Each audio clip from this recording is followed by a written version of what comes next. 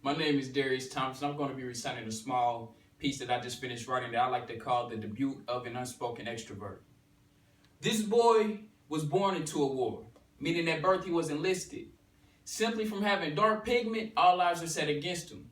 See, he grew up witnessing the hateful acts taken out on his people, but allows nothing to hinder his progression. So regardless of what society does to save face, he conceals for not a soul, for he knows he comes from an indelible race. This is the mindset of a king who cherishes his mind as if it's an oddity. So he put himself through college, and as he garnered knowledge, what he found is that his great matter is worth much more than just a commodity. Allow me to reintroduce myself. My name is Darrius Thomas, but some may know me as DT. But please, excuse my self-narcissism, for I wear my heart on my sleeve like it's the new fashion. I'm here to attain the unattainable, bearing only erudition, wit, and formidable actions as an immortalating black man. Peep game, no better yet, embrace my passion. See me, I'll swiftly break links placed upon this opulent complexion, leaving no room for respite as if the opposition is restless. And from endless nights of deep introspection, I've managed to make a name for the man, binding myself to imminent connections. See, he demands respect, he stands solid. He moves expeditiously through struggle with the swag so debonair as he gains intellect and strengthens his hustle. For no man who stands can survive a tussle when it comes to his grind. Endure this bread when it's mine, for I am the muscle.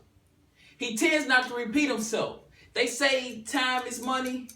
Therefore, every breath is wealth. Every thought is applied. Every move is a gain. Every touch resembles a faint glimpse of his hardships. Every scar takes him back to unforgettable pains. But still he stands adamant. Even if he could go back, nothing would be changed. At heart, he will forever remain the same.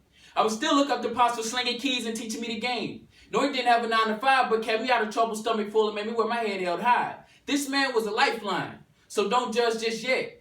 For my father instilled in me that this life is worth more than just fame. There's no need to spit bars loath or sell my soul for a diamond-embedded chain. Tolerate ignorance to fit in the crowd of artificial people with feeble minds that are easily changed. People that praise distractions such as social media, reality shows, and video games. The thought itself drives me belligerent. Society has my people's most valuable possession shackled in chains.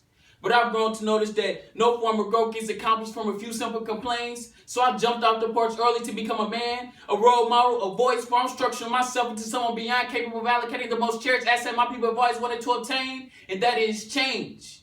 My mother always proclaimed that I had to be different to make a difference. Meaning I had to use something profound within myself that's unique. So I soul searched. But when I found that special quality, I came to realize that mentally it wasn't my biggest strength, so my mind had to be critiqued.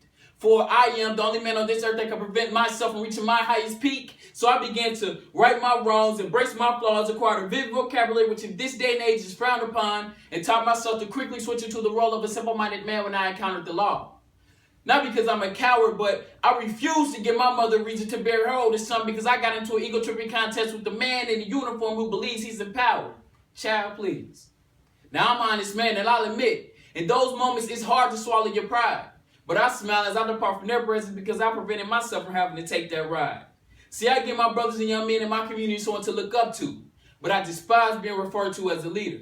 Because leaders need followers, and in most cases, those followers don't have their own minds. In my culture, that's where the difference lies. When my brothers set their minds to conquer something, they will undoubtedly subdue.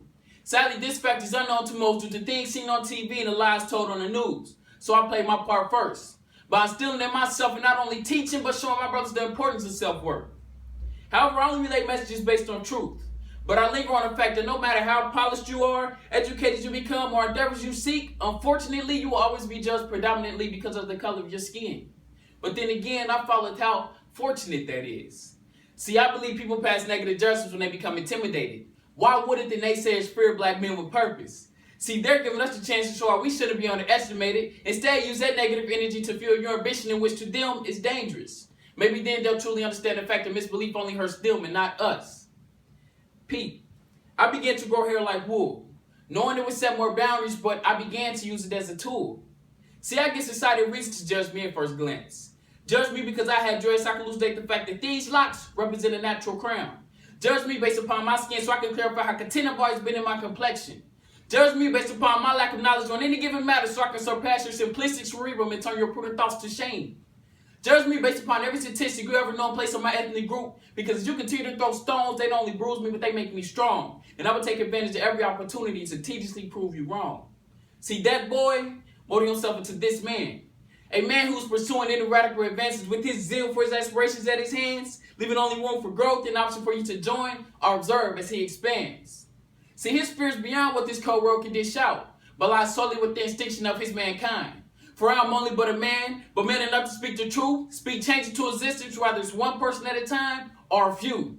I rise to the occasion. And the fact that my work ethic is relentless, I've come to realize my success in society's eyes is beyond scary.